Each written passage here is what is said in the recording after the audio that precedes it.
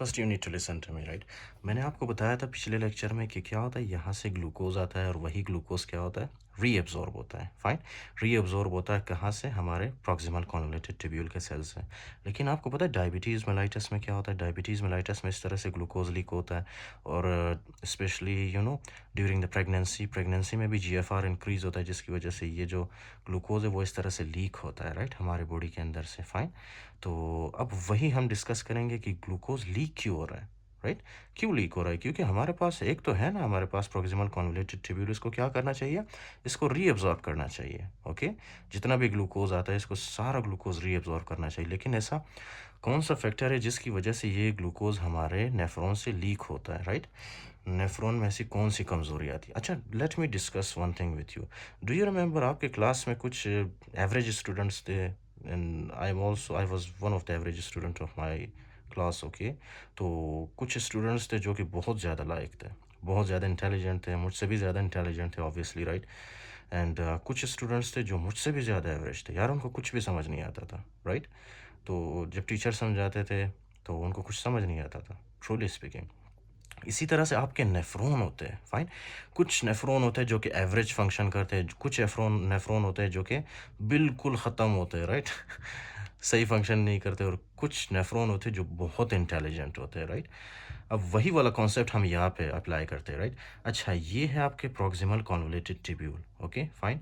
Normally क्या होता है? नॉर्मली हमारे बॉडी से जो फिल्टर होता है राइट, वो होता है round about you can say like 60 to 120 milligrams of sugar, sorry glucose, यहाँ से फिल्टर होता है। और क्या होता है, हमारा जो प्रॉक्सिमल कॉन्वोल्यूटेड ट्यूब्यूल का सेल है राइट, वो क्या करता है, उस ग्लूकोज को रीएब्जॉर्ब करता है राइट, 120 mg/dL राइट। लेकिन कभी कभी क्या होता है कि ग्लूकोज की कॉन्सेंट्रेशन बढ़ जाती है बॉडी के अंदर राइट। ग्लूकोज की कॉन्सेंट्रेशन बढ़ जाती है बॉडी के अंदर। फॉर एग्जांपल 200 mg ग्लूकोज है राइट। ये 200 mg ग्लूकोज जब होता है राइट बॉडी के अंदर, तो हमारे नेफ्रॉन उसको एब्जॉर्ब कर लेंगे राइट। 200 mg भी अगर होगा सो हमारे नेफ्रॉन्स उसको एब्जॉर्ब कर लेंगे राइट। अगर ये 200 mg से बढ़ गया, ये 200 mg से अगर बढ़ गया राइट, फॉर एग्जांपल ये हुआ है 210, तो ये हमारा जो नेफ्रॉन है ना, ये काम करना छोड़ देता है राइट। क्योंकि इसकी इसकी जो है ना मैक्सिमम कैपेसिटी यही है कि ये 200 mg ग्लूकोज को एब्जॉर्ब कर लेगा राइट, रीएब्जॉर्ब कर लेगा। उससे ज़्यादा ग्लूकोज ये एब्जॉर्ब नहीं कर पाएगा। Fine right. 210 mg 201 mg अगर हुआ तो ये काम करना छोड़ देगा राइट, ये रीएब्जॉर्प्शन नहीं होगी राइट। इसी तरह कुछ नेफ्रॉन्स होते हैं जो कि एवरेज नेफ्रॉन्स होते हैं, कुछ इंटेलिजेंट नेफ्रॉन्स होते हैं राइट, आपकी तरह। तो वो क्या करते हैं, अगर आप फॉर एग्जांपल इन नेफ्रॉन्स में 250 mg भी शुगर अगर आप डाल दो राइट, तो ये क्या करते हैं, इनके प्रॉक्सिमल कॉन्वोल्यूटेड ट्यूब्यूल के सेल्स ये इसको एब्जॉर्ब कर पाएंगे राइट। 250 mg ग्लूकोज को ये एब्जॉर्ब कर लेते हैं राइट। फिर हमारे पास कुछ और नेफ्रॉन्स होते हैं जो कि सुपर इंटेलिजेंट है राइट। अब वो सुपर इंटेलिजेंट नेफ्रॉन्स क्या करते हैं, इनके अंदर अगर आप जो है ना 375 मिलीग्राम ऑफ ग्लूकोज भी डाल दोगे right, so they will start absorbing that right, they will start absorbing that right. तो इसका क्या मतलब है कि नेफ्रॉन्स जो हमारे पास है राइट, कुछ की कैपेसिटी कम होती है, कुछ की कैपेसिटी एवरेज होती है, कुछ की कैपेसिटी जो है मोर देन एवरेज होती है राइट। लेकिन अगर आपने जो है 375 से ज़्यादा कर दिया ग्लूकोज को, या फॉर एग्जांपल 376 कर दिया राइट, तो उस वक्त क्या होगा, उस वक्त जितना भी फॉर एग्जांपल आपके ब्लड के सॉरी नेफ्रॉन के अंदर ग्लूकोज होगा right, they will start leaking right. So 375 आप एक हिसाब से समझ लो कि ये this is the maximum capacity of the nephron to reabsorb the glucose right.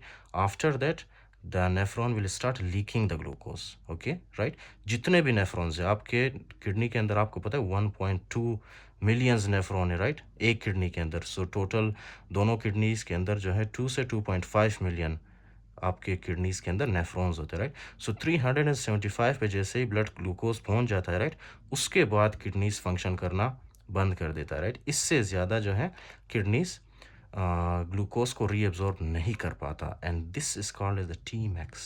Okay, T max right, T max कहते हैं इसको, ट्रांसपोर्ट मैक्सिमम। अच्छा जी, ये इस ग्राफ के ज़रिए ज़रा समझते हैं राइट। ये ग्राफ के ज़रिए देखो जी, यहाँ पे जो है ना एक तो प्लाज्मा ग्लूकोज है राइट, विच इज़ 200। ओके, और उसके बाद है फिल्ट्रेशन 200, राइट।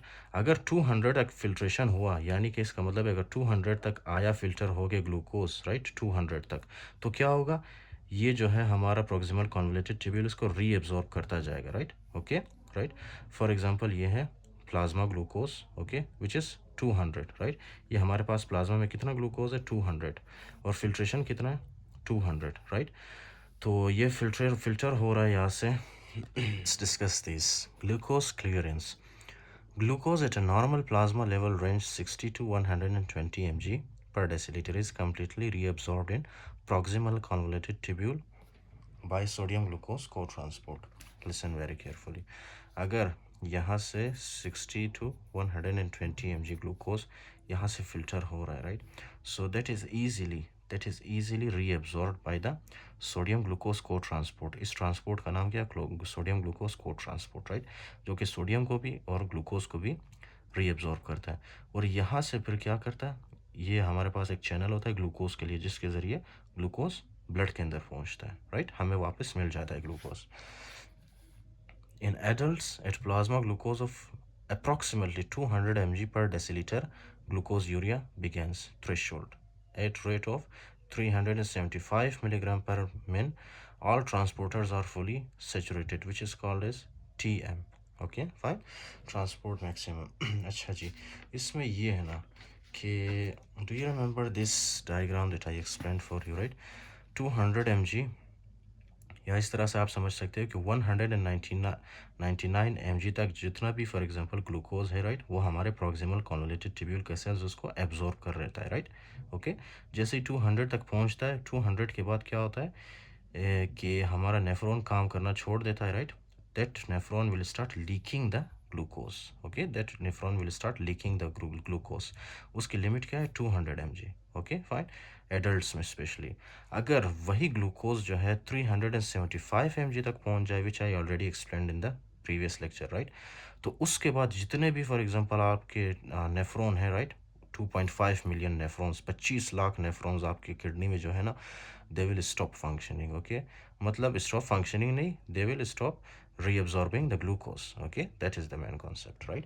क्योंकि 375 mg जो है, right, this is the maximum capacity of the nephrons in our kidney. उसके बाद वो nephrons ग्लूकोज को रीअब्जॉर्ब नहीं कर पाएंगे, राइट। अच्छा जी, next is normal pregnancy is associated with increased glomerular filtration rate with increased filtration of all substances including glucose. The glucose threshold occurs at lower plasma glucose concentration, glucose urea at normal plasma glucose level, right? Sodium glucose co-transport 2 यानी SGLT2 inhibitors, example flows in drugs, result in glucose urea at plasma concentrations less than 200 mg per deciliter, right? इसमें क्या बताया गया, normally do you know what is pregnancy? Pregnancy is a physiological condition or the pathological condition? Just think about it. Obviously it is a physiological condition, right?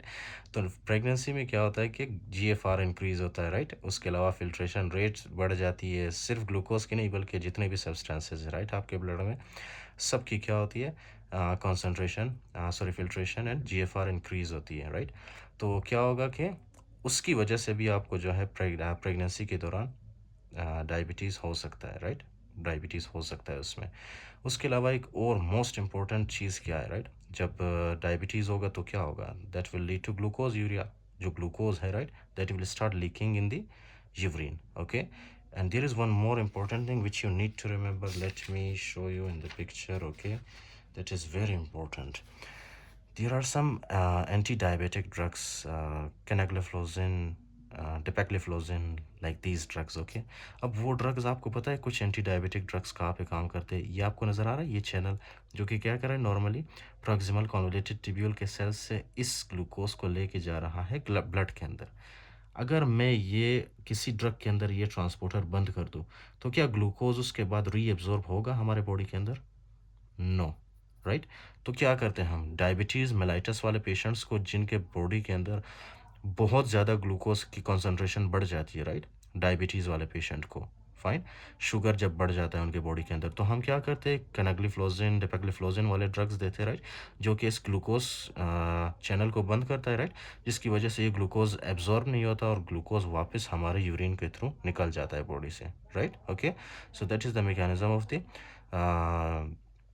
anti-diabetic drugs. I will discuss the pharmacology with you, right? ये तो सिर्फ आपके book में जो है सिर्फ फ्लोजिन drugs के बारे में बताया, लेकिन I will discuss with you all of them. So that will result in glucose urea. क्या होगा, वो ग्लूकोज यूरिन में चला जाएगा at plasma concentration of less than 200 mg per deciliter. अच्छा जी, तो उसके बाद है glucose urea is an important clinical clue due two diabetes mellitus. Diabetes mellitus में ऑब्वियसली जब यूरिन के अंदर ग्लूकोज आएगा सो उसी के ज़रिए हम डायग्नोस करेंगे। Next is splay phenomena, T max for glucose is reach gradually rather than sharply. इसको छोड़ो आप, राइट, मैं आपको बताता हूँ। ये देख रहे हो आप 200, ये प्लाज्मा ग्लूकोज है, राइट, प्लाज्मा ग्लूकोज। अगर प्लाज्मा ग्लूकोज 200 तक पहुँच गया, राइट, 200 तक जब पहुँच जाता है उसके बाद क्या होता है, रेनल थ्रेशोल्ड होता है, राइट। रेनल थ्रेशोल्ड का क्या मतलब है कि 200 तक ये जो हमारे सेल्स है, राइट, हमारे जो नेफ्रॉन्स है 200 तक वो रीअब्जॉर्ब कर पाते हैं, राइट। 200 के बाद ये देख रहे हो आप, 200 तक ये लाइन सीधी जा रही है, 200 के बाद इस तरह से ये लाइन कर्व हो रही है, राइट। इस कर्व को हम लोग क्या कहते हैं, स्प्ले। और ये कर्व किस लिए बनती है, क्योंकि यहाँ 200 के बाद रीअब्जॉर्प्शन आहिस्ता आहिस्ता से इफेक्ट होने लगता है, राइट।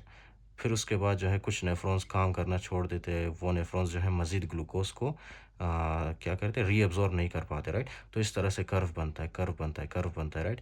एक पॉइंट पहुंच जाता है यहाँ पे जिसको हम 375 मिलीग्राम कहते हैं, राइट। ये 375 मिलीग्राम्स ऑफ ग्लूकोज, राइट, जिसमें क्या होता है कि इसके बाद जो है कोई भी ग्लूकोज हमारे नेफ्रॉन्स में रीअब्जॉर्ब नहीं होता, राइट। इसीलिए ये जो आपको लाइन नज़र आ रही, राइट, ये सीधी लाइन है। सीधी लाइन का क्या मतलब है कि इसके बाद अगर आपने ग्लूकोज को बढ़ाया, राइट, प्लाज्मा के अंदर, तो वो ग्लूकोज एब्जॉर्ब नहीं होगा, राइट। अगर इससे नीचे होगा, फॉर एग्जांपल 250, ये देखो आप 200 तक होगा, 250, 260, 270, 280, 290, वहाँ तक एब्जॉर्ब होगा। अगर आपने उसको जो है फॉर एग्जांपल यहाँ से 375 से ज़्यादा बढ़ाया तो उसके बाद रीअब्जॉर्प्शन क्या होगी, इस तरह स्ट्रेट लाइन बनेगी, राइट, मतलब रीअब्जॉर्प्शन ख़त्म होगी, राइट। इसी तरह से अगर 200 से ज़्यादा प्लाज्मा ग्लूकोज बढ़ गया तो वो आहिस्ता आहिस्ता से इस तरह यूरिन के अंदर एक्सक्रीट होता जाता है, फाइन, ओके, यूरिन के अंदर एक्सक्रीट होता जाता है। और ये तो आपको, ये क्या है, ये फिल्ट्रेशन लाइन है, राइट, कि फिल्ट्रेशन इस तरह से होता रहता है, okay, this straight line is about the filtration.